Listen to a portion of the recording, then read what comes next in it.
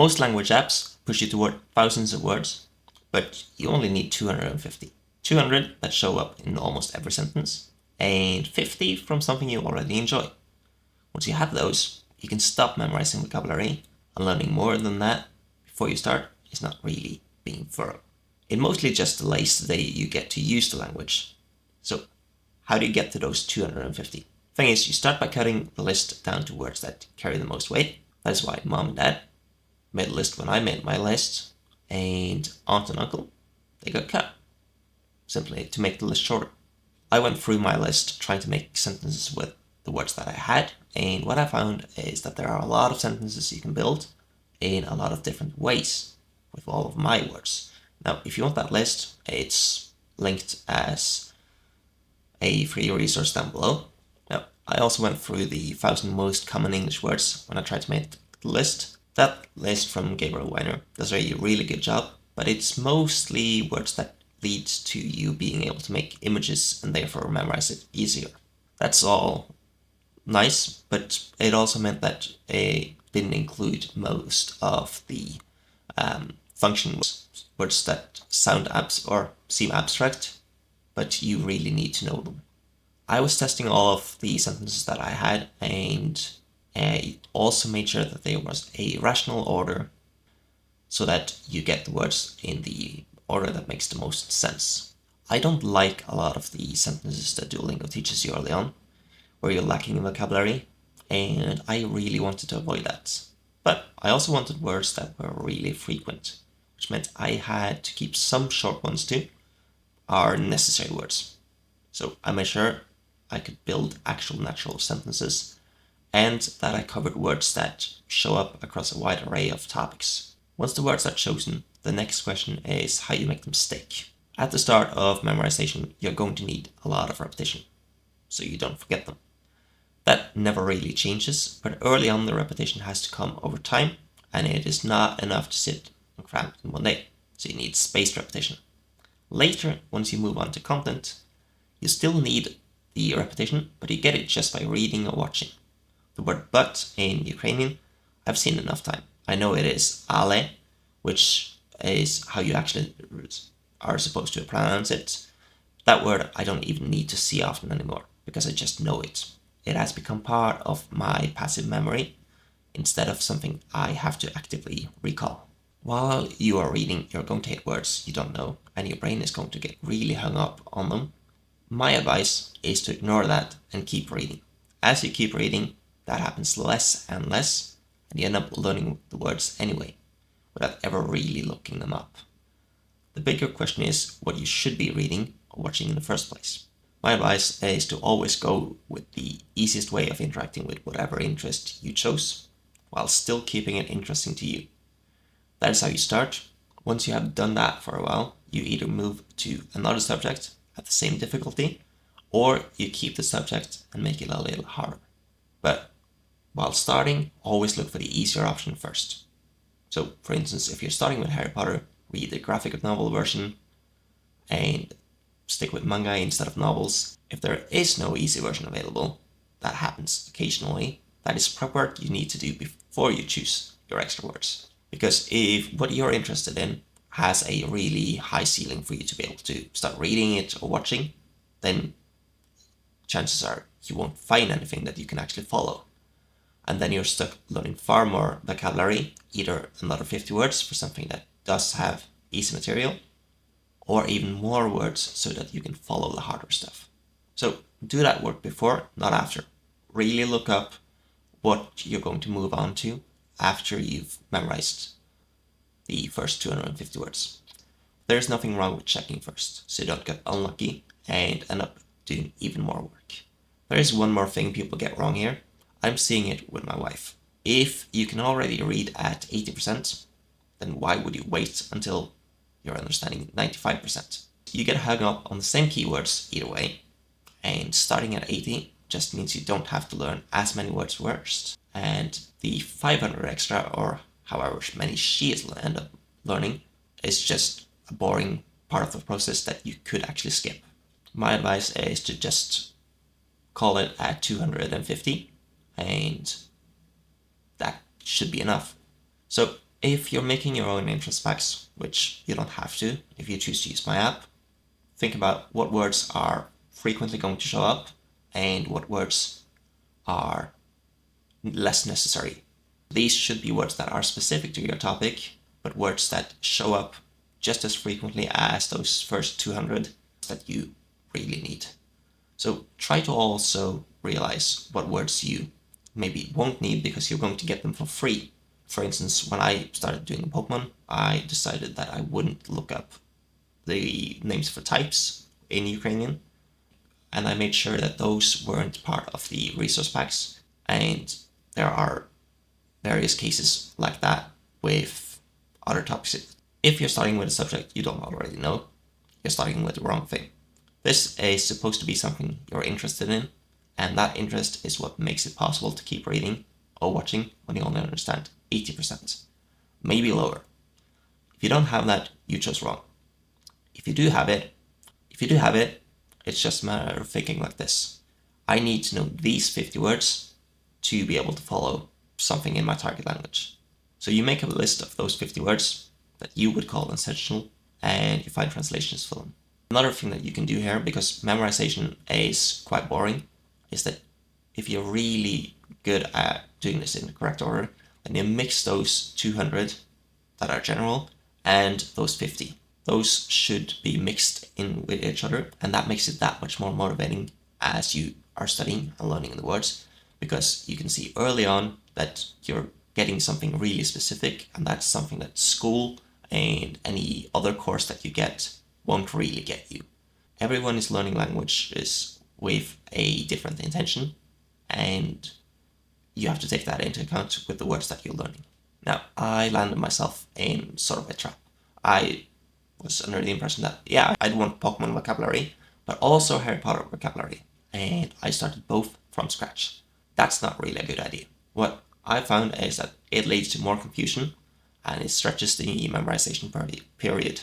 If you stick with it every single day, sure, you'll still land within 60 days, but most people, myself included, aren't that consistent. Most miss a day or two, and the more time you put in for smaller gains, the more likely you are to drag that period out. So say you've done all that. Here's what the first stretch of real content actually feels like, because it is not what people actually expect. What you are going to feel once you start reading or watching series is a bit of frustration. You think, I know this well enough, I can just keep going and keep watching episodes. That is not the way to do it. Early on, it is going to be less engaging because you don't understand everything, and even if you've picked something you love, it feels less interesting in another language. That is why at most, I would suggest reading one manga chapter or watching one episode a day, not more. The moment you finish the 250 words and you feel confident you can recognize them as they show up, that's when you're ready. One thing people forget in all of this is the ear. So you might not feel ready, but I'm going to tell you this now. The moment that you finish the 250 words and you feel confident that you can recognize them as they show up, that's when you're ready. One thing that you need to take into account is that if you're going to be watching content, then you also need to get some listening practice. So there is also the listening side. If you chose content where you have to hear the words, that's something you take care of yourself while you learn those first 250. If you use my app, that comes with it. There is text-to-speech built in. Duolingo has it. With Anki, you can add the audio to the card yourself. Now, you could do any method such as Anki, you could use Duolingo, or you could use my app. And it really comes down to preference. Now, Anki is free, so is Duolingo if you want to deal with the wait periods. But with Anki, you either have to find a deck that works really well, or you have to build one yourself. And especially if you're taking my advice with the interest packs, you're not going to find that for Anki. Duolingo doesn't really have the option for you to choose what words you're going to be learning, and so, at least in my case, it doesn't work as well. So it comes down to how much work you want to do on your own, and how streamlined you want it, and how many different ways you have to make the words. Because my app, at least, makes sure that you see them across different contexts. Duolingo does that. Anki doesn't necessarily do that, but it really all comes down to preference. I've been talking to a lot of people, and they always seem to think that 250 isn't going to be enough. And fair enough, so why stop at 250? The answer is quite simple, and it's because more just takes way longer. It's been shown that the first 200 words, the most common ones, make up around 55 to 60% of all written text. So you get enough to start backwards, and you add interest backwards, and you also know things from before. So you interact with content that you actually know, and maybe even a story that you've read before in your own native language. Then that really tips you over, and you get to the point where you're able to interact with content way sooner.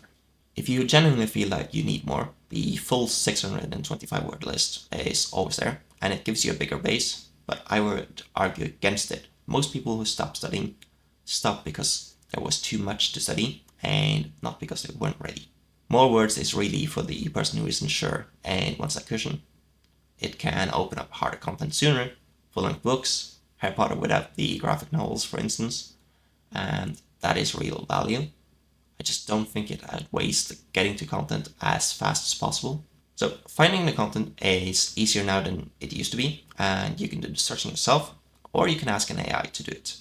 That is one of the real gifts of the time we live in, and all of it is available as long as you actually look it up for a Google search or with AI.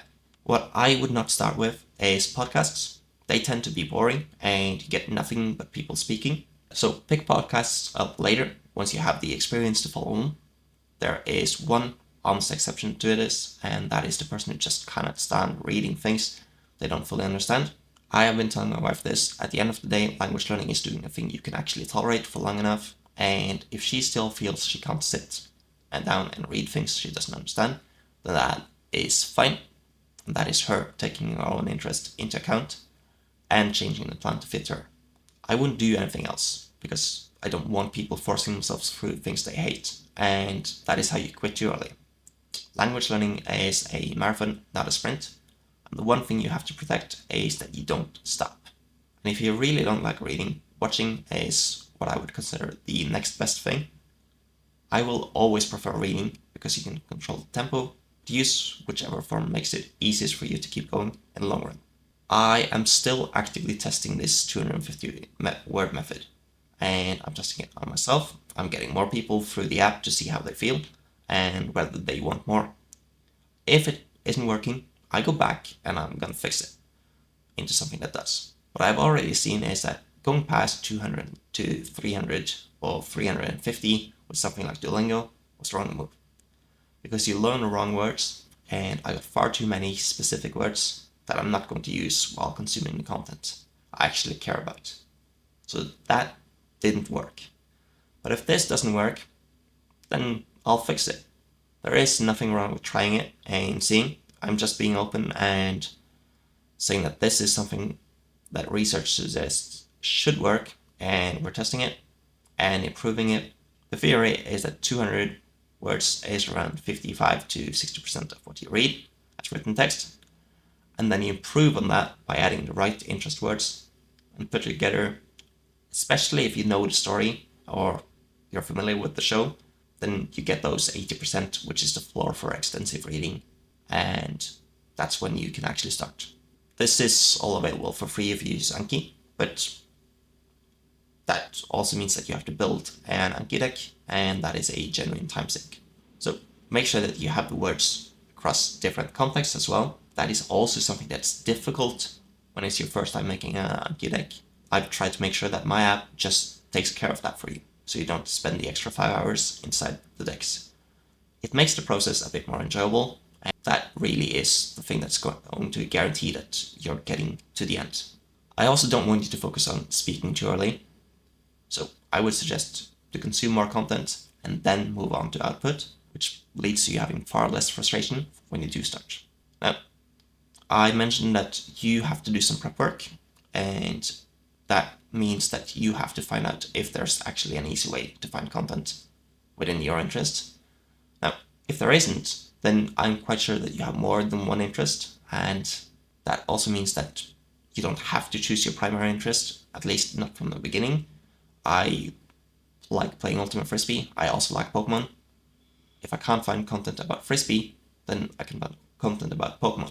And then once I get to the level where I am able to interact with advanced Pokemon content, and I finish with that, then I can move on to the slightly more difficult Frisbee content. It's just about doing things in the right order, but the more planning you do before you start, the easier it is going to be for you to actually have content and enjoying the journey.